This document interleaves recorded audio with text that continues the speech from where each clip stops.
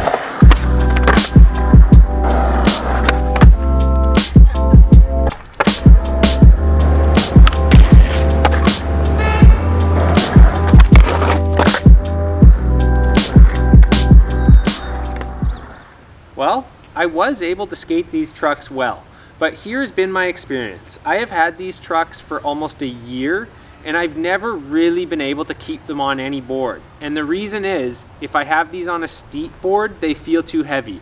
So part of the reason is, Thunders have a wider wheelbase than Indies, which are kind of my home base truck. It's the one I feel most comfortable on.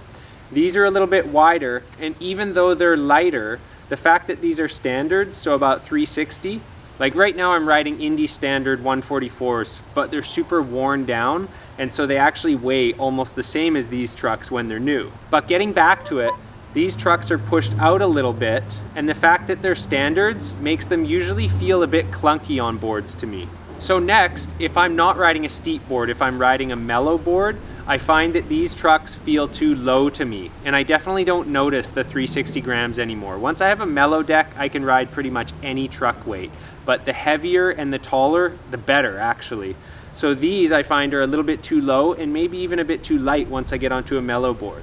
So what I'm saying is, even though the trucks are in the Goldilocks zone for all specs, I personally, because of my tastes, have a hard time finding exactly the right deck for these trucks. That being said, this isn't all about me. Let's hear it in the comments. If you guys love these trucks, if the Thunder Standard 148s are your Goldilocks truck, what is your favorite deck to ride these with? What brand, what size? Is it a medium concave? Is it steep kicks, mellow kicks? What is it? Because the board that I like these the most on was, I had one of our blanks that we've been selling, and it was the 8.125. And when that deck was a little bit newer, it felt amazing. But as it mellowed out, I found it was just, like I said, these trucks were a little bit too low and I wasn't getting the pop I was looking for. So moving on from all the Goldilocks-ishness, my favorite things about these trucks are the pinch, the way they grind. So I find just all of my feeble grinds, Smith grinds, crooked grinds, tends to go really well. That's my absolute favorite thing about these trucks. However, I could easily get the same thing out of any of the Thunder Hollow Lights or Thunder Lights. And getting back a little bit to my preferences, if I have a steep deck, like if I'm gonna ride Thunders, one of the places that I really like them on is when I find a deck that's a little bit too steep for me to ride Indies, like I'm getting too much ghost pop, Thunder Lights really come in and save the day in that case. So you can either have the light ones with the forged base plate, they're a little bit lighter, a little bit lower, and it makes that ghost pop a lot easier to manage. Or you can get the team base plate, which is the regular cast base plate, and maybe get like a titanium or a hollow, so it's got the hollow axle too. And those ones are just light enough that all of a sudden they make a heavy deck super manageable. But anyways, that's all I have to say about the Thunder 148 standards.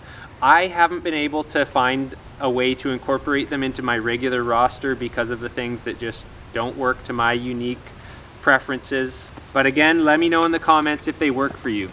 And now, guys, that's all I have to say about the trucks. But I have one more thing we're going to put in this video. So I made another one of those videos for RDS, and this one was about some slides. I do want to say, if you did happen to go to the RDS link, you will get 5% off from using the link that I put in the description.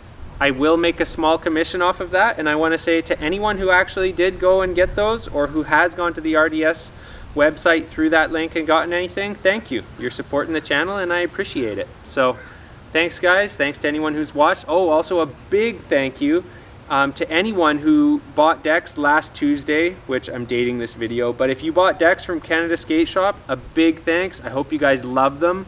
I've been trying a lot of different boards these days, and I really just settle into those shapes and those kicks. I mean, I personally really like those decks. It took me trying a bunch of other wood shops to like really be able to appreciate them more.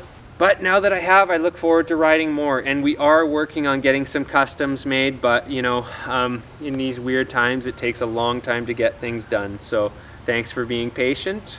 Again, thanks for watching. Till the next video. Have a good one, you guys.